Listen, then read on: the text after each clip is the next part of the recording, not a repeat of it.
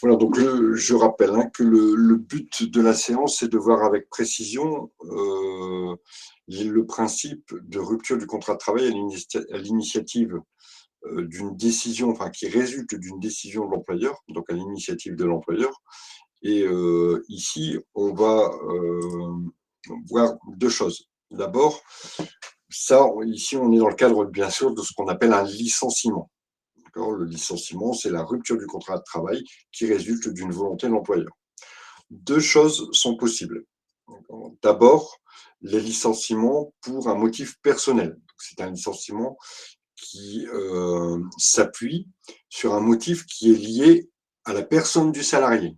On verra ici ensuite qu'on va prendre trois formes différentes dans ce type de licenciement. Et deuxième type de licenciement, toujours à l'initiative de l'employeur, c'est un licenciement qui ne s'appuie pas sur un motif lié au salarié, mais qui s'appuie ici sur un motif lié à l'entreprise, qu'on appelle le licenciement économique. Alors, je lance mon petit jam pour démontrer un peu tout ça.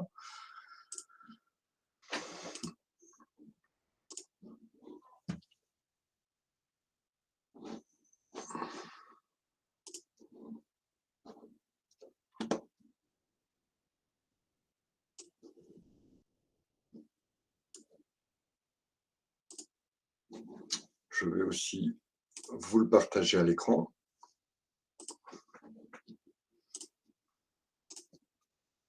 Voilà, donc normalement, vous devriez l'avoir sur votre écran. Donc, si on voulait résumer un petit peu les types de ruptures que l'on va avoir, donc ce sont bien des ruptures résultant de la décision de l'employeur.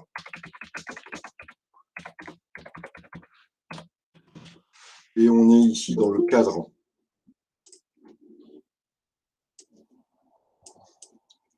d'un licenciement, c'est le terme qui est employé.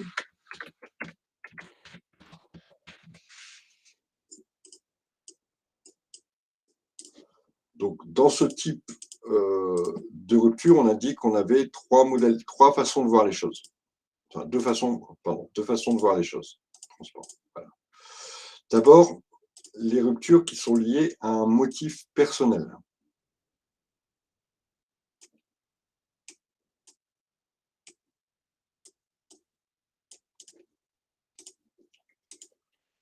Donc, liées à un motif personnel, c'est-à-dire un motif qui s'attache à la personne du salarié, qui est fondé sur la personne du salarié. Il y a un motif personnel. Donc, deuxième possibilité.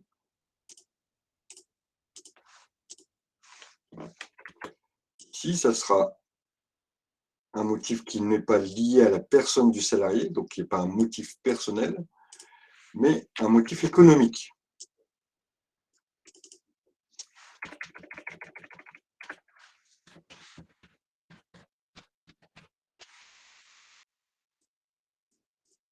Et dans les motifs économiques, on va avoir plutôt un motif qui est lié ici à la société, à l'environnement économique de la société, qui connaît des difficultés et qui est obligé, pour faire face à ces difficultés, de se séparer d'un élément, d'une personne ou encore de plusieurs personnes. Ce n'est pas trop compliqué, vous regarderez bien votre cours, on aura l'occasion de faire des applications relatives à ça. Moi, ce qui m'intéresse ici, et je veux préciser les choses et bien m'assurer que vous les ayez compris, c'est dans le cadre des licenciements liés à un motif personnel. Ici, on va avoir trois possibilités. Première possibilité, un licenciement pour faute. Donc, évidemment, une faute du salarié. Deuxième chose, les licenciements pour insuffisance professionnelle.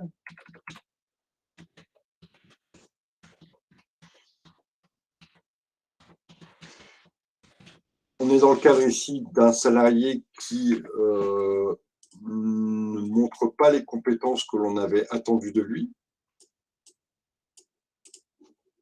Et troisième possibilité,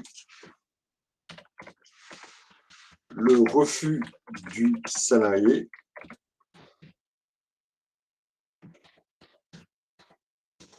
d'une modification de son contrat de travail.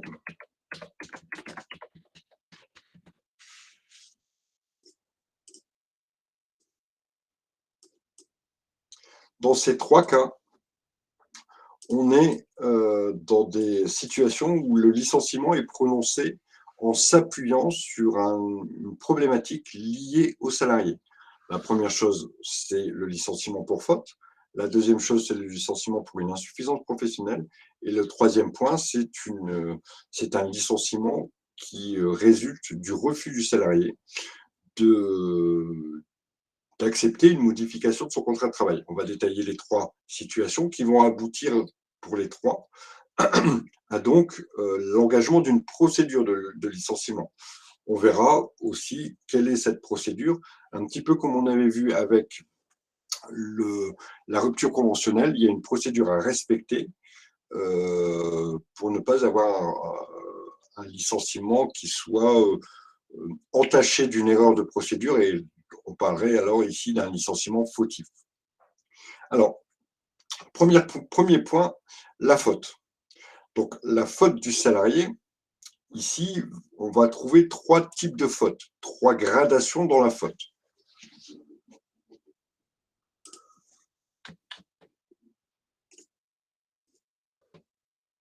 Donc, le licenciement pour faute, on va trouver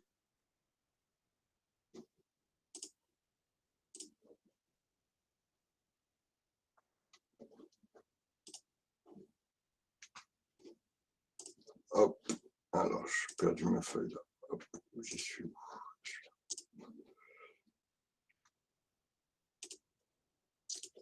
Excusez-moi. On va trouver la faute simple.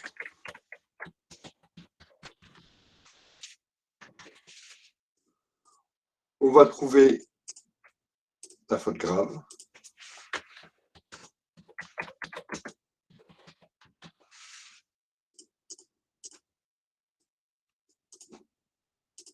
Et on va trouver la faute lourde.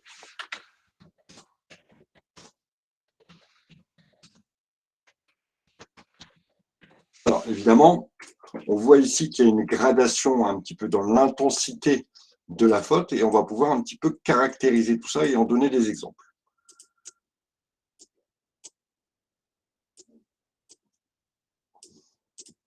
Alors, si on devait caractériser la faute simple, alors elle porte bien son nom, hein. Elle porte bien son nom. On a ici une faute qui est en général non intentionnelle, donc c'est une faute non intentionnelle.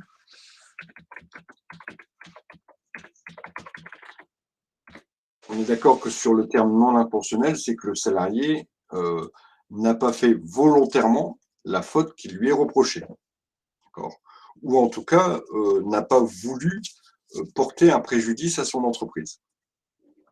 C'est une faute souvent qui a peu de conséquences pour l'entreprise.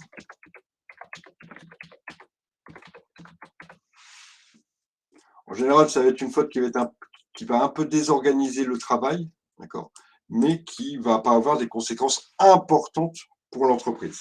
Alors, si on veut citer des exemples, c'est par exemple le salarié qui arrive régulièrement ou de façon assez fréquente en retard.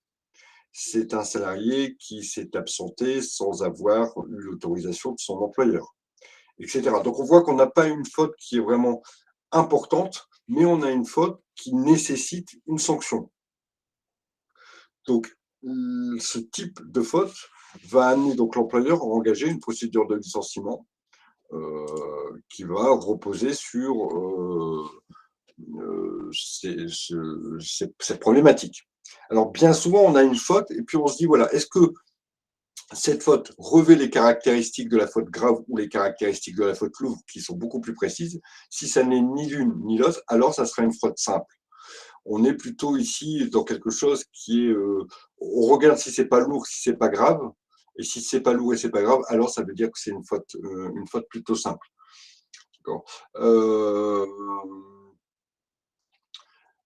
On a Ensuite, notre faute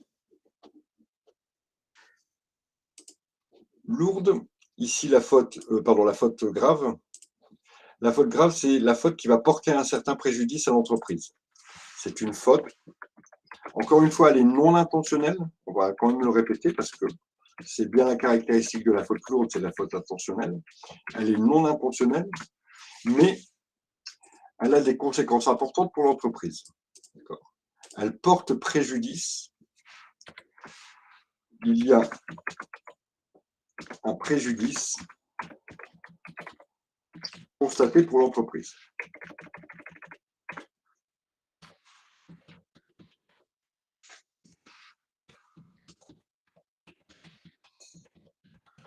Ce sera par exemple une faute qui va faire perdre du chiffre d'affaires à l'entreprise, ou perdre de la rentabilité. Imaginons que vous, en tant que futur comptable, vous ayez mal enregistré un certain nombre d'opérations et que par cette faute, votre client décide de quitter le cabinet dans lequel vous travaillez.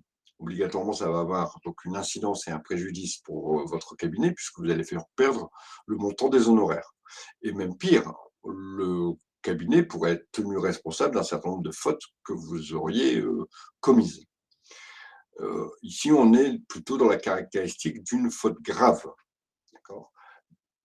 Ce qui caractérise la faute lourde, en comparaison avec les autres fautes, c'est ici une faute qui va être intentionnelle. Vous avez fait exprès.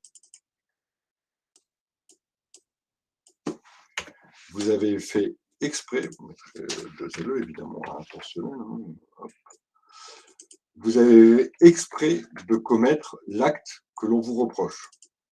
Alors, par exemple, dans le cas d'un vol.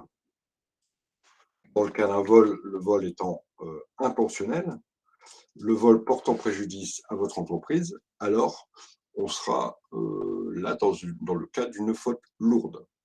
Dans tous les cas, dans les deux derniers cas, ici, il est évident que la faute ne permet pas le maintien du salarié dans l'entreprise. Dans les deux cas ici, la faute ne permet pas le maintien du salarié dans l'entreprise.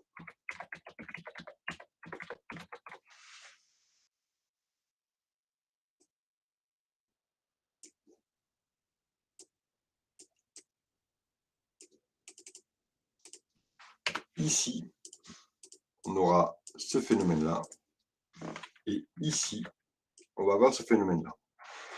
Ce qui n'est pas le cas pour la faute simple. La faute pourrait permettre malgré tout le maintien dans l'entreprise, mais on a décidé malgré tout d'engager une procédure de licenciement parce que on estime que le comportement du salarié mérite une sanction.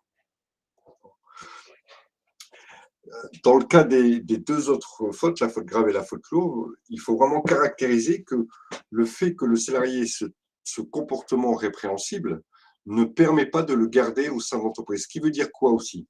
Ce qui veut dire qu'il va falloir se séparer immédiatement du salarié. À partir du moment où la procédure de licenciement aura atteint son terme, c'est-à-dire qu'on aura atteint, je ferme ma porte, excusez-moi, on aura atteint la notification de licenciement, c'est-à-dire qu'on va signifier au salarié que, effectivement, on a pris la décision de le licencier et de rompre donc son contrat de travail.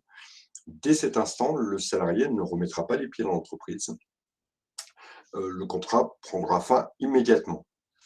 Pourquoi? Parce que dans les autres procédures, et ici, ça concerne aussi les procédures liées à un motif économique et les procédures pour insuffisance professionnelle ou le refus du salarié d'une modification de son contrat de travail. Dans toutes les autres procédures, il y a ce que l'on appelle un préavis à effectuer.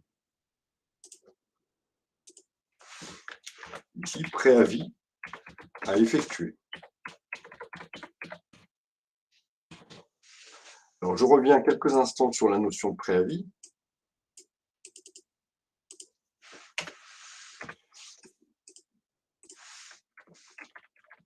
Alors que pour les autres solutions, pas de préavis.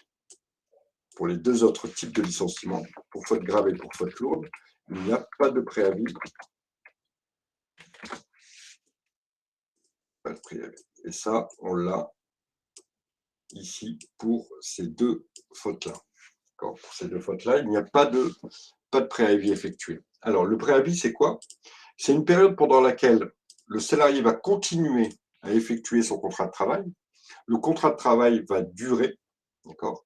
Alors, en général, le préavis, il est de 2 mois après la notification de licenciement. Une fois qu'on a décidé que le licenciement était obligatoire, hein, une fois qu'on l'a décidé, alors commence cette période qui va durer en général 2 mois. Alors, elle peut être de durée variable en fonction du contrat de travail et en fonction de la convention collective. Mais dans la plupart des cas, le préavis est de 2 mois, mais je pense par exemple aux cadres qui ont un préavis, qui peuvent avoir un préavis plus important, pendant 2, voire 3, voire 4 mois. Le contrat de travail va continuer à être effectué et les obligations liées au contrat de travail vont continuer à perdurer, que ce soit pour l'employeur ou pour le salarié. L'employeur va continuer à verser le salaire de son employé et le salarié va lui continuer à effectuer sa prestation de travail. Et donc, pendant cette période, le contrat de travail va continuer. Cela s'entend dans le sens où la faute simple permet malgré tout, malgré la faute, malgré le comportement qui est reproché au salarié, permet son maintien dans le poste de travail, que ça va permettre au salarié d'avoir une période où il va pouvoir rechercher un autre emploi, puisqu'il est licencié. Ça, c'est clair, net, le licenciement a lieu. Et que ça va permettre aussi à l'employeur de rechercher un nouveau salarié pour remplacer le salarié qui a été licencié. Alors que pour la faute grave et pour la faute lourde, le comportement du salarié est tellement important, est tellement répréhensible, qu'on ne peut pas le garder dans l'entreprise. Donc le licenciement, il est effectif et la rupture du contrat de travail est effective dès le prononcé du licenciement. Alors que pour tous les autres cas, il n'y a que ces 2 cas-là où le préavis n'est pas effectué, que pour tous les autres cas, donc le préavis, c'est cette période où on a un point ici, un licenciement qui est prononcé,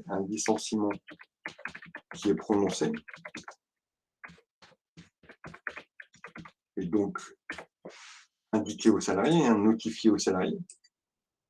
Le licenciement est prononcé. Alors, comme je l'ai dit tout à l'heure, c'est les cas de licenciement pour insuffisance professionnelle, mais c'est aussi les cas de licenciement économique, etc.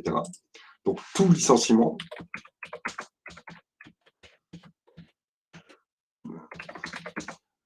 sauf pour faute grave et lourde. Donc, il n'y a que dans ces 2 cas-là où le préavis n'est pas effectué.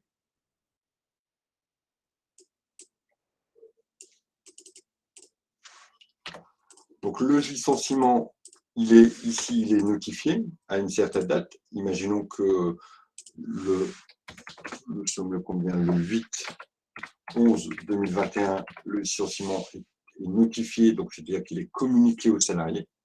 Alors va s'entamer cette période qui va durer 2 mois.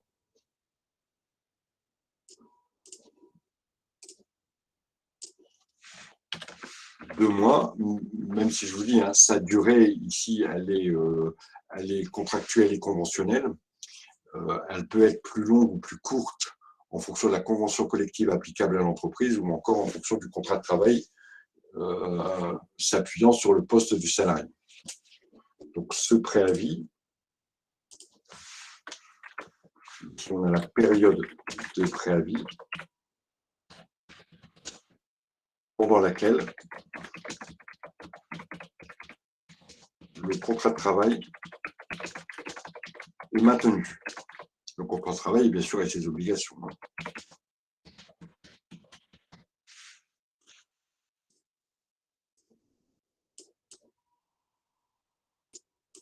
Donc, période de préavis pendant laquelle le contrat de travail est maintenu. Eh bien, au bout des 2 mois, donc ça nous mettra 8/11, 8/12, 8/1.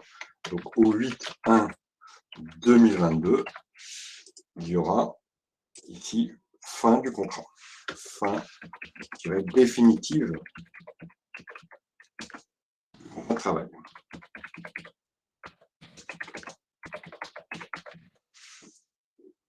Voilà ce qu'est la période de préavis. Alors, pendant la période de préavis, le contrat perdure. Hein, donc, ça veut dire qu'il y a paiement du salaire et, dans l'autre sens, prestation de travail qui est effectuée par le salarié. Il y a des cas où, bien que le préavis normalement doit être effectué, parce que on n'est pas dans le cadre d'un licenciement pour faute grave ou pour faute lourde, il y a des cas où le préavis ne sera pas effectué. Soit parce que c'est l'employeur qui ne désire pas que le préavis soit... Pardon, excusez-moi, merci d'avoir fait cette remarque. Je fais juste, voilà, c'est corrigé, merci. Donc, il existe des situations dans lesquelles le préavis sera malgré tout, ne sera pas effectué, alors qu'on aurait dû l'effectuer. On va voir ces deux possibilités. On n'est pas dans le cadre d'un licenciement pour faute lourde ou pour faute grave, où là, il n'y a pas de préavis. Ça, on le sait, c'est acté. Mais on est dans d'autres cas. Donc, qu'est-ce qui se passe? Ici, le préavis n'est pas effectué.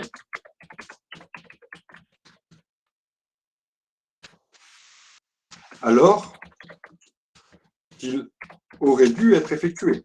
D'accord? On est dans des cas de licenciement économique, par exemple, ou de licenciement pour faute simple, ou encore de licenciement pour insuffisance professionnelle, alors qu'il aurait dû être effectué.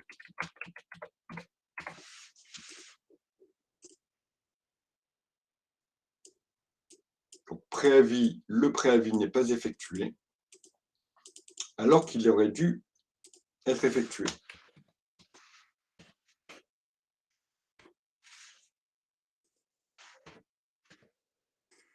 Alors, comment ça se déroule dans cette situation-là?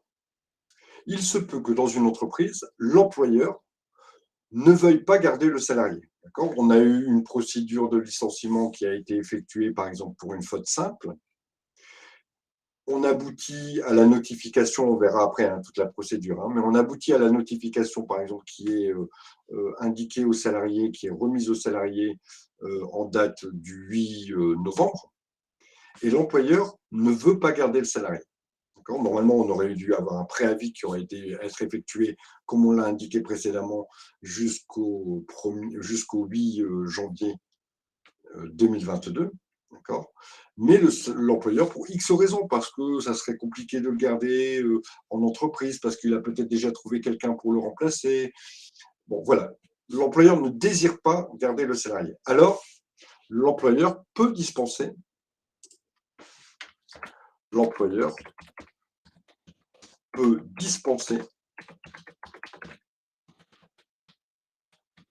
le salarié d'effectuer le préavis. C'est tout à fait possible. L'employeur dit au salarié, écoute, tu es licencié, mais tu n'effectueras pas ton préavis. Alors, qu'est-ce qui se passe? Important. L'employeur, dans ces cas-là, quand c'est lui qui était à l'initiative de la non-réalisation du préavis, l'employeur est obligé de payer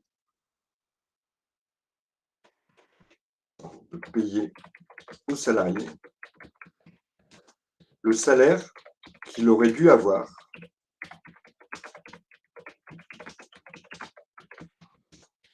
s'il avait effectué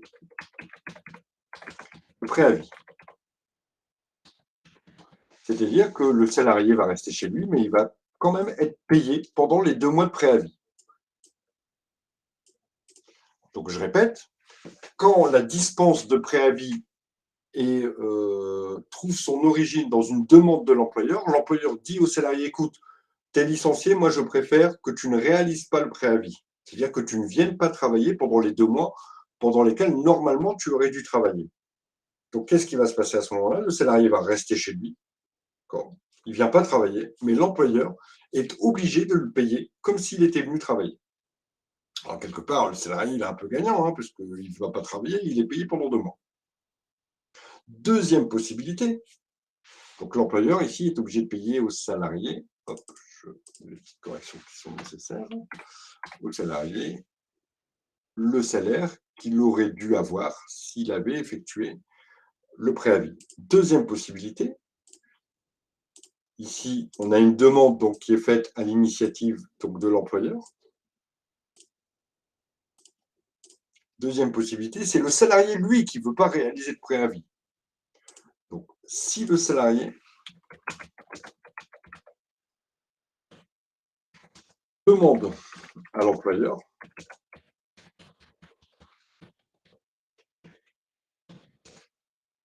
de le dispenser du préavis qu'il aurait dû effectuer, du préavis. Donc, première solution, c'est l'employeur qui dit au salarié « Non, tu restes chez toi, je ne veux plus que tu viennes travailler ». Dans ces cas-là, il est obligé de lui payer les 2 mois de préavis. Deuxième possibilité, c'est le salarié, tout simplement parce qu'on a des situations où le salarié a très rapidement retrouvé un travail, d'accord, ailleurs, dans une autre entreprise, et que malgré tout, s'il effectue son préavis, ben, ça pose peut-être un souci pour aller rejoindre l'entreprise qui l'a embauché. Donc à ce moment-là, il peut s'adresser à son employeur en lui disant « Monsieur, je ne désire pas réaliser mon préavis ».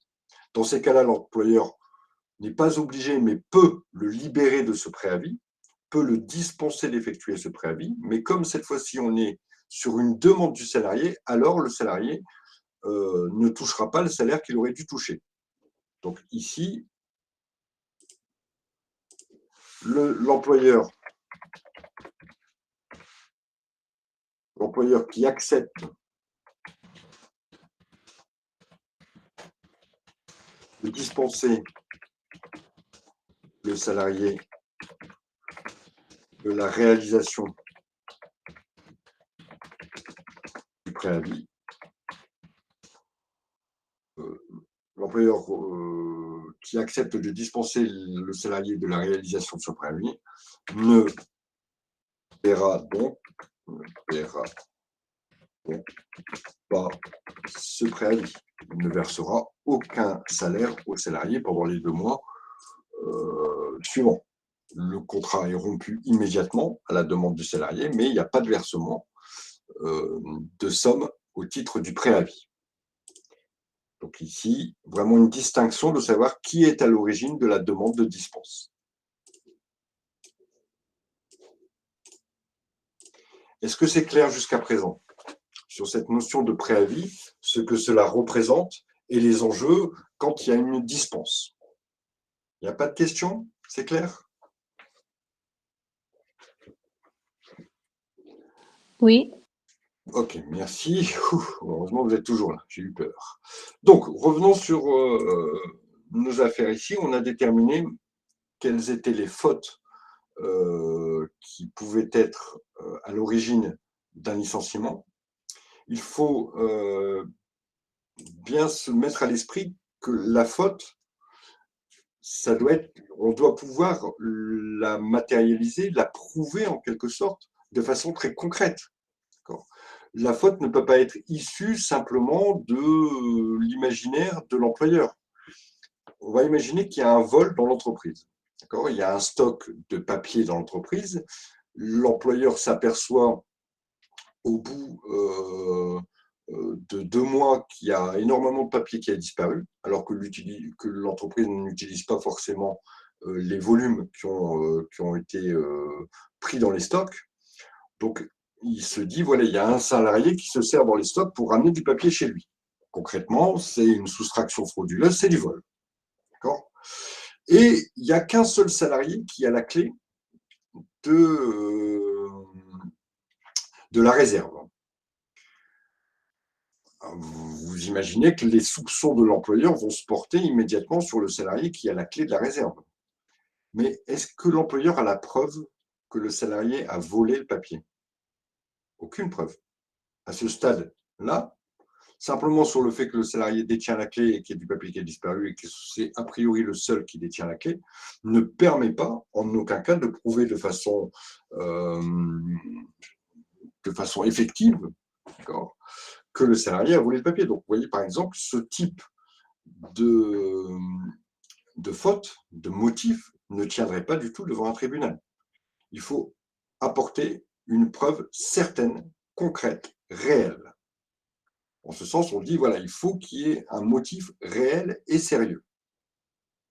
Alors, tout licenciement qui serait prononcé alors que le motif ne peut pas être prouvé, ou qu'il serait à la limite insuffisant en cas de défaut de motif, alors on dit que c'est un licenciement abusif. Attention, il ne faut pas confondre, il y a deux notions en termes de licenciement. Il y a le licenciement fautif, qui là, lui, est issu d'une mauvaise procédure, tout simplement parce qu'on n'a pas respecté correctement la procédure. Et on a un licenciement qui est abusif, parce que le motif n'est pas réel ou ne peut pas être prouvé par l'employeur.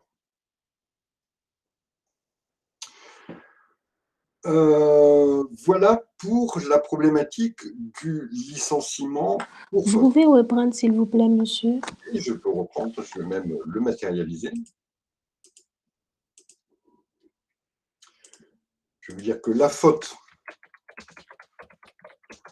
doit être réelle, ce qui veut dire que l'employeur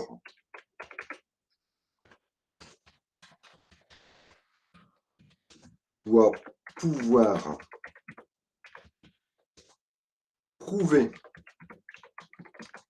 le comportement fautif.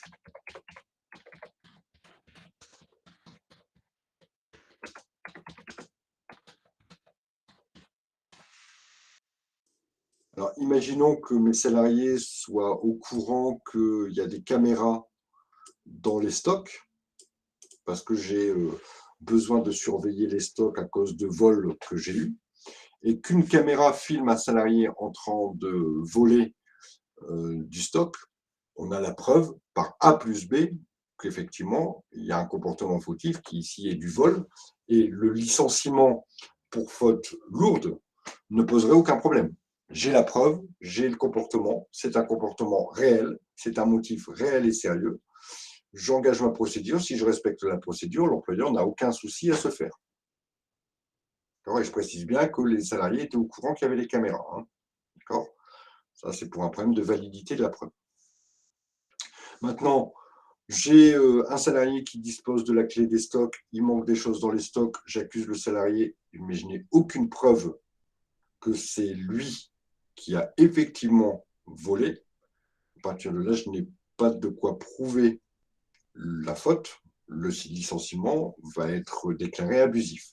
Donc, si la faute doit être, j'ai marqué doit être réelle. L'employeur doit pouvoir prouver le comportement fautif du salarié. Si ça n'est pas le cas, si l'employeur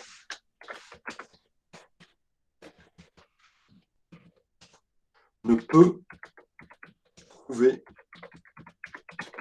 le caractère réel et sérieux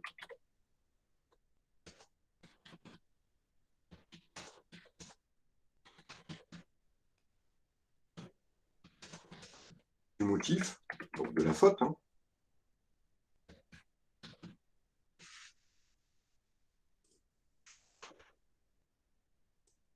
si l'employeur ne peut pas prouver le caractère réel et sérieux de la faute, du motif de licenciement, alors on parlera ici d'un licenciement abusif.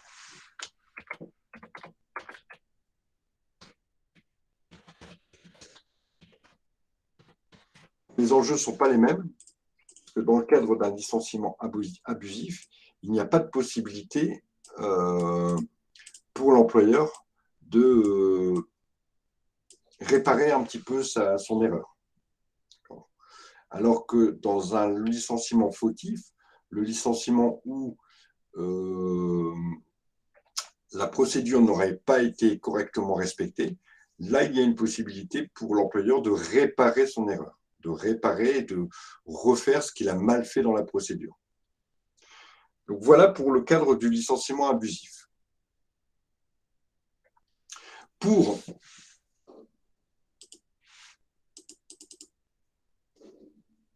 l'insuffisance professionnelle, la caractérisation de l'insuffisance professionnelle, ça sera souvent, on retrouve souvent l'insuffisance professionnelle pour des commerciaux qui n'ont pas atteint les objectifs qui ont été fixés. Souvent, un commercial dans une entreprise a des objectifs de chiffre d'affaires ou a des objectifs de clients à conquérir, etc.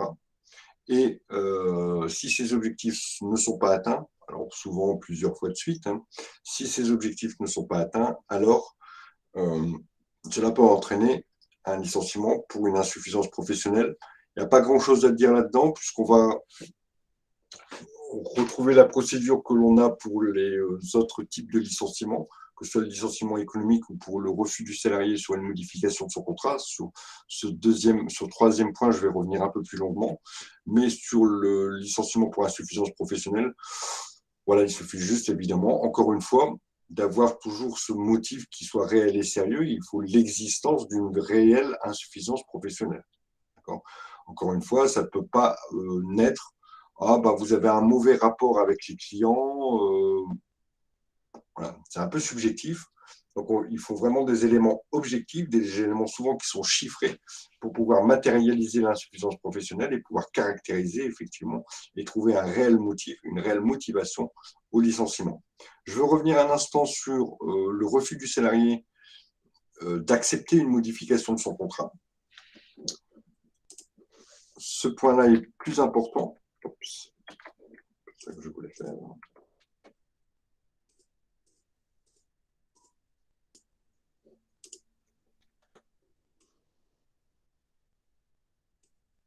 Alors, vous avez vu dans notre cours sur le contrat de travail qu'il y avait des éléments obligatoires quand le contrat a été écrit. Est-ce que vous pouvez me rappeler peut-être les éléments qui figurent obligatoirement au contrat de travail, ou au moins les principaux? Quelqu'un peut... Allez-y, Abdoul, je vous écoute. Vous m'en donnez un, Abdoul, hein, d'accord? Ok, les clauses, c'est-à-dire l'employeur et l'employé. D'accord. Donc les parties au contrat, on les appelle les parties au contrat. Donc ça effectivement, ça fait partie des clauses, des mentions obligatoires. Donc ça veut dire ici, comme l'a dit Abdoul, c'est le salarié, l'identification du salarié et l'identification de l'employeur. Ça, effectivement, ça fait partie des mentions obligatoires dans le contrat de travail. Amadou, je crois, me proposait la fonction du salarié. Très bien. Donc la fonction, le poste du salarié. D'autres éléments?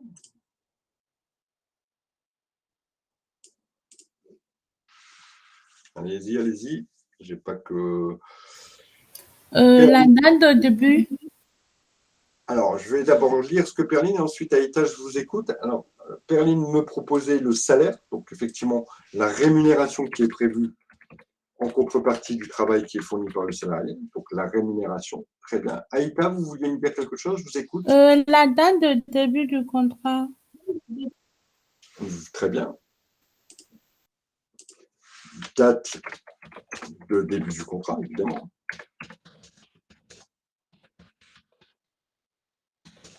Et éventuellement, date de fin, hein, on sait, notamment dans les contrats CDD,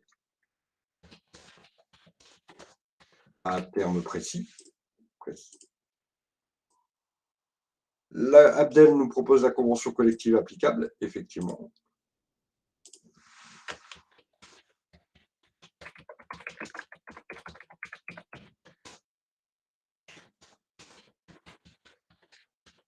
Il en manque deux importants. Le transfert du salarié. Alors, Michalid, elle me proposait, pour que je revoie le... comment je fais pour voir les conversations? J'arrive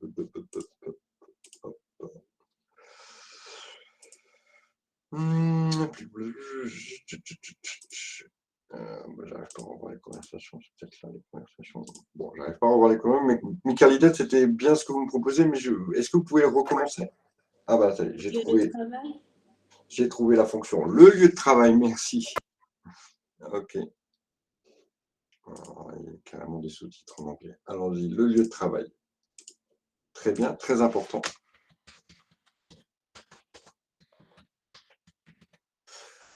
Et enfin, je ne sais plus qui avait pris la parole.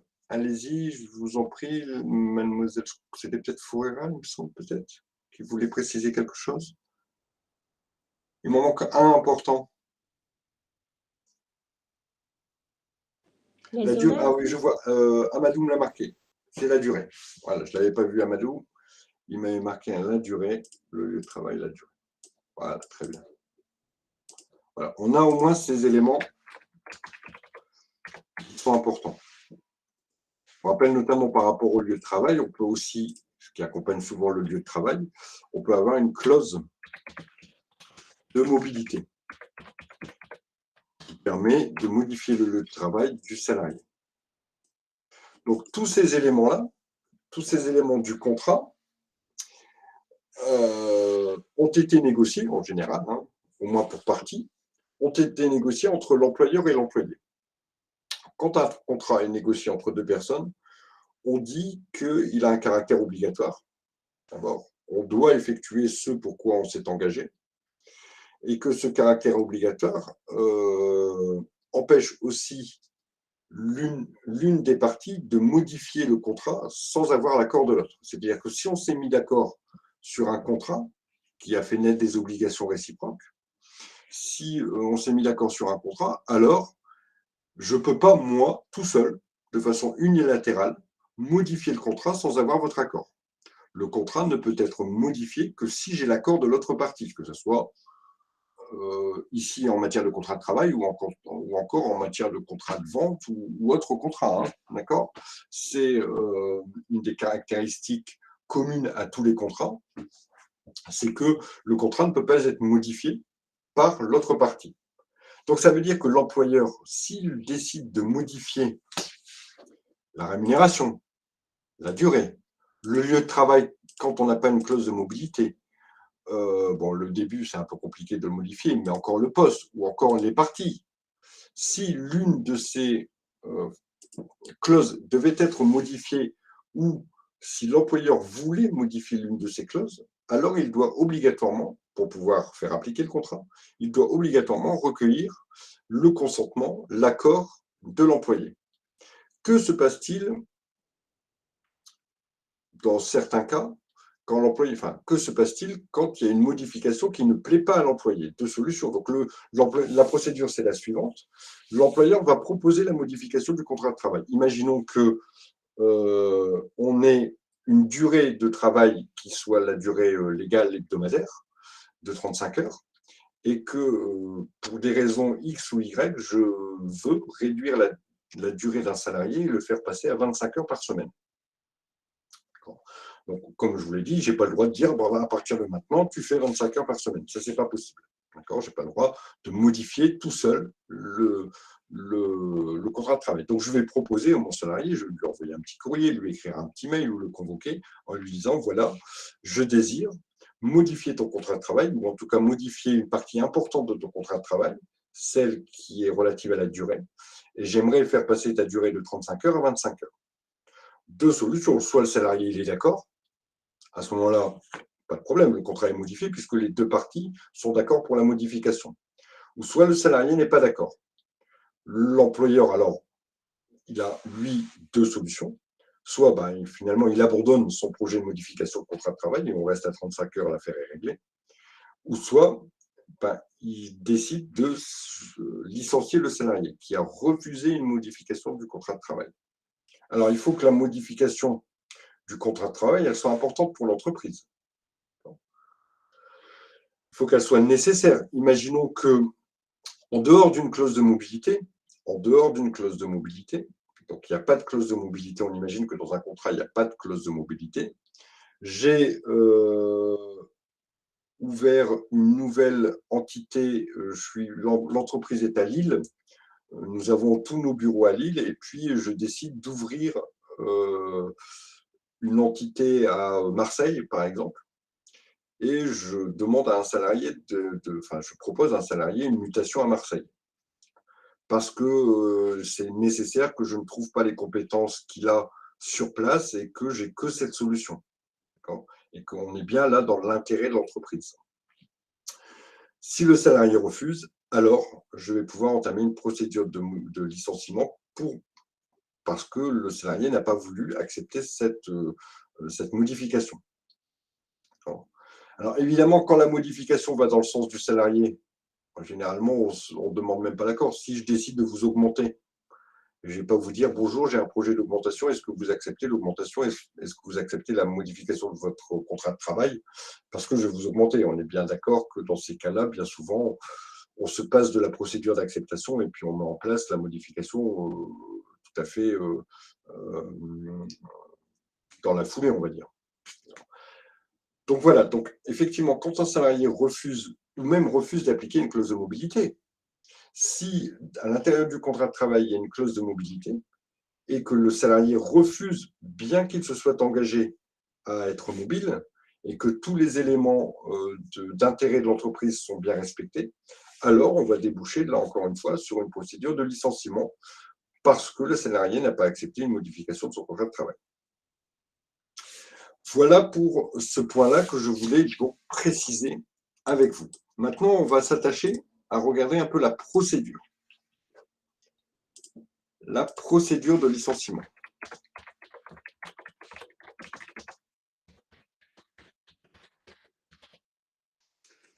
Alors, cette procédure, elle va se dérouler en 3 voire 4 phases. La phase de préavis n'étant pas forcément réalisée. On l'a vu dans le cas d'un licenciement pour faute grave ou lourde, ou encore dans le cas d'une dispense, soit à l'initiative de l'employeur, soit à l'initiative du salarié. Première chose, il va y avoir bien sûr des faits qui vont motiver la décision de l'employeur. Des faits, c'est soit une faute, soit l'insuffisance professionnelle. Faits qui vont quoi? Motiver? Voilà, les faits qui vont donc motiver la décision de l'employeur d'engager une procédure de licenciement. Donc les faits, c'est ce qu'on a vu au départ, c'est les motifs. Donc, faute, insuffisance professionnelle, etc.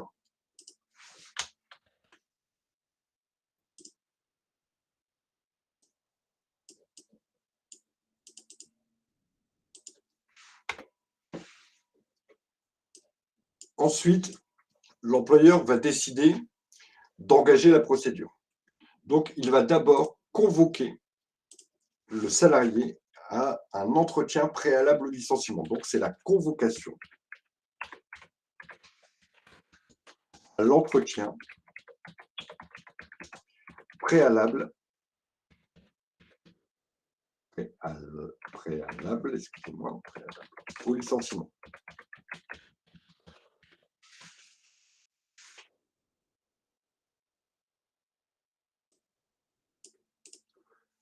Voilà, donc, convocation à l'entretien, convocation évidemment du salarié, à l'entretien préalable au licenciement. Cette convocation, ici, elle va se faire en lettre recommandée avec accusé de réception ou par remise en main propre.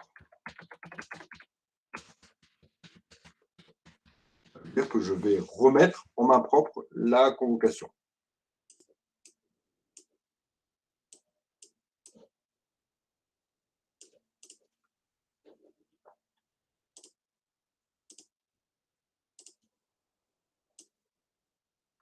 Vous êtes toujours dans la première phase? Je suis toujours dans la première phase. OK. D'accord. Ensuite, va se dérouler l'entretien.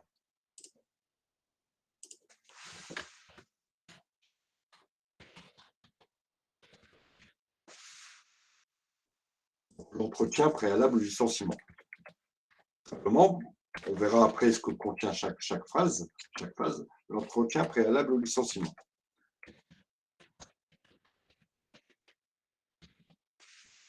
Il faut absolument, entre les deux phases,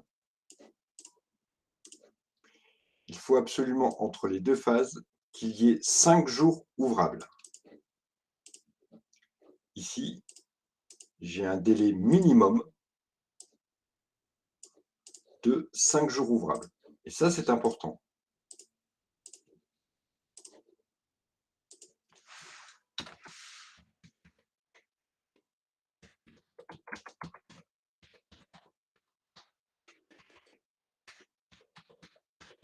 Donc, délai minimum de 5 jours ouvrables entre les deux phases. Donc, ce qui veut dire que si j'envoie la convocation à mon salarié le 22, je ne peux pas programmer l'entretien préalable le 23 ou le 24. D'accord ? Vous voyez bien qu'il y a un délai qui est beaucoup trop court ici, et il nous faut ici un délai minimum de 5 jours. Ensuite, il va y avoir la notification de licenciement. Notification de licenciement.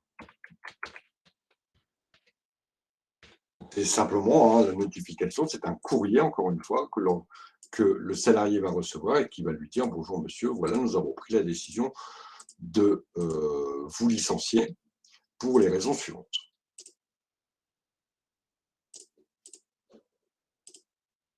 Pareil, on a aussi un délai qui doit être respecté. Ce délai, cette fois-ci, il est de 2 jours. Donc, pareil, un délai entre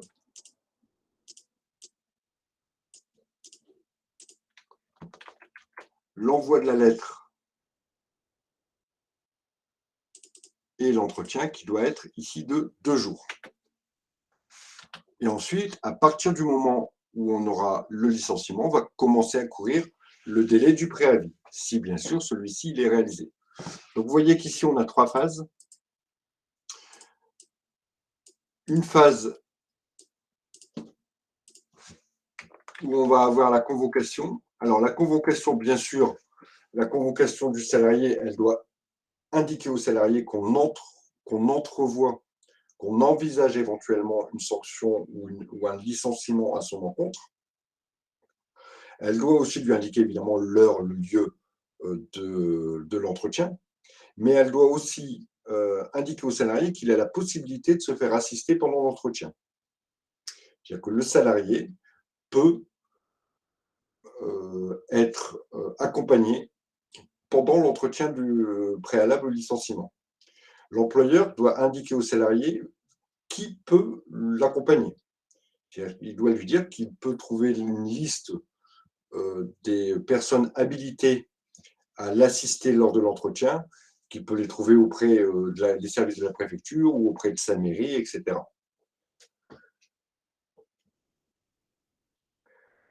Pendant l'entretien, l'employeur doit exposer les motifs qu'il envisage en termes de justification du licenciement et doit donc permettre aux salariés aussi de s'expliquer. Alors, LRAR, ça veut dire lettre recommandée avec accusé de réception. C'est simplement une technique qui permet de s'assurer que le salarié a bien reçu le courrier. Lettre recommandée avec accusé de réception. Donc, pendant l'entretien, le salarié accompagné éventuellement d'une personne qui va l'assister, il y a donc pendant cet entretien des échanges entre l'employeur et le salarié concernant la motivation. D'accord ? Voilà, je ne sais pas, moi, on est dans le cas d'un vol, parce qu'on avait pris ce cas-là. Monsieur, voilà, on vous présente la vidéo, vous savez que vous étiez filmé parce que de toute façon, vous avez signé une note de service qui vous indiquait que les locaux étaient filmés. Lors de la visualisation d'un film, on a noté que vous preniez, je ne sais pas moi, 3 cartons de papier et que vous les avez mis dans votre voiture. Clairement, c'est un bien de l'entreprise que vous avez pris. frauduleusement, ça caractérise le vol. Vous l'avez fait de façon volontaire. Personne ne vous a forcé, a priori. Est-ce que vous avez des explications? C'est mon chef de service qui m'a demandé de prendre le papier pour l'amener à notre succursale qui se trouve à 10 km. On peut éventuellement avoir toutes les explications possibles. Donc, il y a un échange entre l'employeur et l'employé sur la motivation du licenciement. Au terme de cet entretien, l'employeur, lui, il a 2 jours pour prendre sa décision. Enfin, il doit se laisser un minimum de délai de 2 jours pour prendre sa décision. Et ensuite, au bout de ces 2 jours, il va envoyer un courrier au salarié qu'on appelle la notification de licenciement, qui va dire « Voilà, monsieur, bien qu'on ait eu des échanges pendant l'entretien, nous avons décidé de procéder à votre licenciement. » Et il doit décrire avec précision, quels sont les motifs ou quelles sont les fautes qu'il reproche à son salarié. Il faut absolument que cette procédure soit respectée en termes de délai, mais aussi en termes de contenu pour notamment la convocation et aussi pour la notification de licenciement. Puisque imaginez qu'on ait un courrier de notification de licenciement avec une motivation qui soit très, très, très, très légère. D'accord ? Il faut vraiment être très précis dans la notification de licenciement et donner avec précision tous les éléments qui ont permis d'arriver à la sanction. Alors, l'un ou l'autre, pendant les 15 jours après la notification, peuvent compléter éventuellement. Le salarié il a reçu sa lettre de licenciement, donc sa notification de licenciement, qui lui explique qu'il était l'auteur de vol et qu'il n'y avait pas de doute par rapport à son identité et au fait qu'il ait volé du papier. Donc, on a tout le processus qui est décrit. Et puis, le salarié, pour X raisons, veut des précisions supplémentaires. Donc, il peut demander, dans les 15 jours qui suivent l'envoi de la notification, il peut demander des précisions à son employeur quant à la motivation qui ont amené la sanction. L'employeur, lui aussi, peut, dans les 15 jours, parce qu'il s'est aperçu peut-être que soit en réponse à la demande du salarié, soit parce qu'il décide de préciser la notification, peut aussi envoyer un courrier au salarié lui donnant d'autres précisions quant au licenciement. On a souvent cette procédure de complément d'information est souvent utilisée quand on veut se séparer rapidement du salarié. Dans le cas d'une faute grave ou d'une faute lourde, vous savez qu'il n'y a pas de préavis. Donc, le salarié, dès qu'il a reçu sa notification de licenciement, le contrat est rompu. Et si la situation et le comportement du salarié demandent à ce qu'on soit très, très, très rapide dans la procédure, qu'on réduise les délais vraiment au strict minimum légaux, c'est-à-dire pratiquement en 7 à 10 jours, la procédure elle est bouclée, alors on va avoir une première lettre de licenciement qui va être assez brève parce qu'on veut être rapide, et on aura un complément lié à cette lettre qui va donner beaucoup plus de précision aux salariés et qui va permettre finalement de compléter la procédure de licenciement. Mais au moins, dès la notification ici, en cas de faute lourde ou de faute grave, il y a rupture du contrat de travail et le salarié reste chez lui. Alors voilà les petites précisions que je voulais vous donner concernant le licenciement et surtout le licenciement pour faute, mais aussi la procédure. Mercredi, on aura l'occasion de faire une petite application que j'ai déjà mis, je ne sais plus, en ligne ou pas. Et on reviendra aussi sur les problèmes d'indemnité qui sont dus aux salariés lors de la rupture du contrat de travail. D'accord ? Y a-t-il des questions par rapport au cours d'aujourd'hui ? Est-ce que c'est clair pour tout le monde ? Vous pouvez revenir sur les types de licenciement?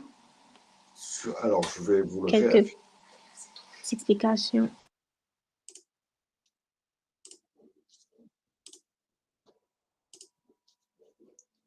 Hop, je vous réaffiche ce que l'on avait indiqué et toutes les parts. Alors, bien sûr, tout ce que je dis là, vous l'avez dans votre cours. Hein. Tout au départ, sur les types de licenciement, on avait déterminé qu'il y avait 2 types de licenciement. Un type de licenciement qui était lié à un motif personnel, donc à un motif qui était lié au salarié. C'est ce que l'on retrouve ici, avec bien sûr les trois, soit pour faute, soit pour insuffisance professionnelle, ou soit parce que le salarié a refusé une modification de son contrat de travail. Deuxième type de licenciement, c'est un licenciement ici qui est lié non plus au salarié, mais qui est lié à l'entreprise, parce que l'entreprise a des difficultés économiques et qu'elle a décidé de se séparer d'une partie de son personnel pour faire face à ces difficultés économiques. Donc voilà les grands types de licenciements. D'un côté, le motif personnel avec ses trois sous-divisions, et de l'autre côté, le motif économique. Ça marche pour tout le monde? Oui. Oui. Écoutez, je vais vous souhaiter une bonne soirée. Je mets tout ça en ligne et puis on se retrouve mercredi. On a d'abord un cours de fiscal. N'oubliez pas que je vous ai demandé de préparer le petit cas pratique lié au fait générateur et à l'exigibilité de la TVA. Et puis derrière, il y aura un cours de P4. Ça marche pour tout le monde? Mercredi. Oui, merci. 17h10. Bonne soirée à tous. Au revoir. Merci. Au revoir.